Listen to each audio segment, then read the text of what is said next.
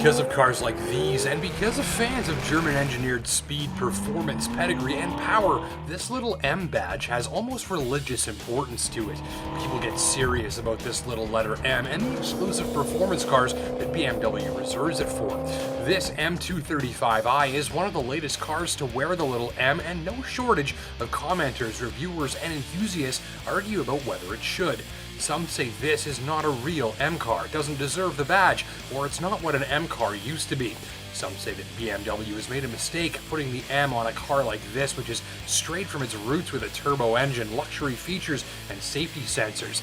My take? It's just a freaking sticker. If you don't like it, take a piece of fishing line and a heat gun and remove it. Now let's get to the important stuff and get to know this feisty little rocket. Here's the setup for this tester: 2 doors, 4 seats, 6 cylinders, 8 paddle shifted gears, all-wheel drive, 1 turbocharger, and performance that's 1000% guaranteed to put a grin on your kisser. 6 in a row makes it go. This 3-liter straight 6 with turbocharger is good for 322 horsepower and even more torque. It revs hard and fast, has great low-end thrust blending with a high revving surge, and all that torque sees every prod of the throttle met with a solid leap ahead. There is a single dual-scroll turbo which turns in the hard-hitting instant response of a twin-turbo setup, but without having 2 of them. And then all the M235i is small, lean, powered right up, and goes like bananas when you hit the rightmost pedal.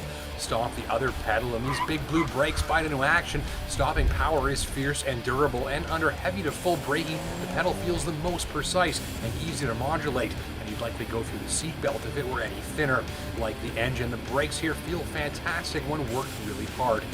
It is missing that third pedal, the clutch, that many folks like, though this automatic transmission is so good the manual will really just slow you down. I don't like automatics in a car like this one, but man, there's 8-speed shifts with millisecond precision, giggle-worthy rev matching, and fantastic sound effects. BMW just nails it with fast shifting automatics, and this one is no exception.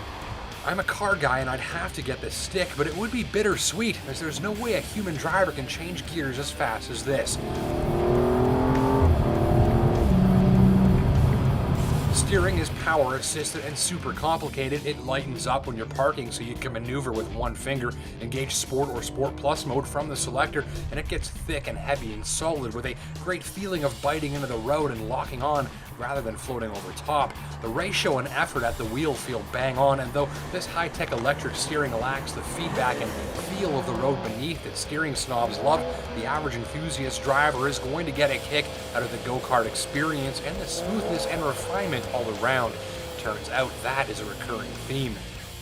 There are 2 sort of underlying character traits that you'll feel here every time that you take the wheel. The first is that this is one of those sports cars that always lets you know that you're driving a sports car. Now, many times I talk about sports cars that don't feel like sports cars until you get to driving them hard. That's not the case here.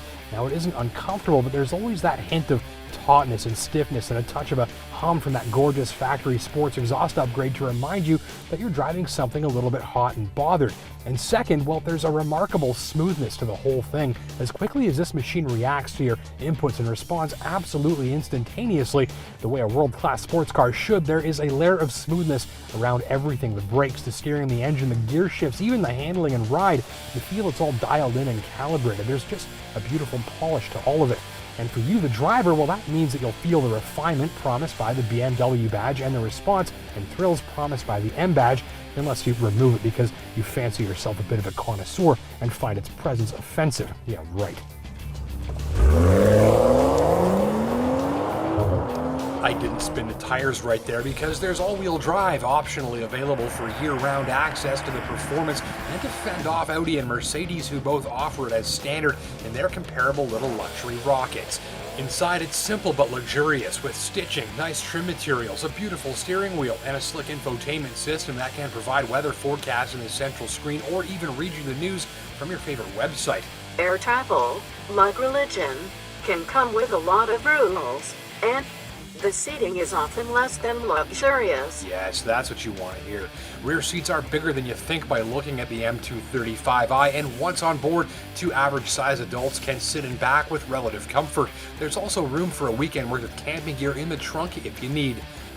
Headlights are noteworthy. The tester got dynamic xenon projectors to steer clean, white, and saturating illumination up the road and into the bends, which helps at reducing eye strain on long after-dark drives. Mileage is noteworthy too. It'll get thirsty if you push it, but fantastic highway mileage saw my test average land at 9.8 liters per 100 clicks. That's highly digestible given the capability. Complaints? Well, for its size and purpose, the M235i pretty much nails it. The ride can get a little harsh on broken pavement, and though I appreciate the sort of sleeper look going on here, I'm not sure why these mirrors are painted silver, or why they couldn't have put on some more special looking wheels, because these ones look like they came from a Civic Si. My biggest issue with this machine is actually how the engine sounds, which is absolutely fantastic. The thing is, some portion of what you hear inside at full throttle is fake noise piped in over the speakers to help enhance the sound, which is blasphemy. It sounds great, but it's fake and it's cheating, and I hate that I like it. Here's the difference: the sound from outside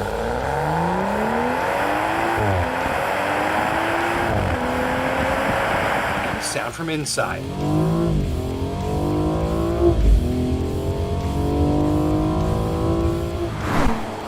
So let's sum up this blasphemous little red rocket bimmer, shall we? You'll like the power, the incredibly smooth performance, the fantastic lights, decent trunk and rear seat space, and the overall character and feel to the thing.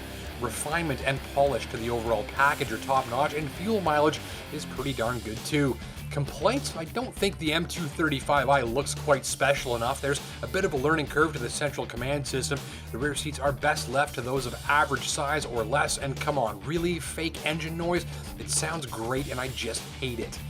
So in all, BMW's new entry-level M car is taut, frisky, makes a good noise, accelerates like a startled cat, feels creamy smooth at all of the controls, will put a grin on your mug when you're motoring hard, and won't empty your wallet when you aren't. Pricing from under $50,000 with the nicely loaded all-wheel drive tester coming in a little under $60,000. Give this one a try if you're in the market. Thanks for watching.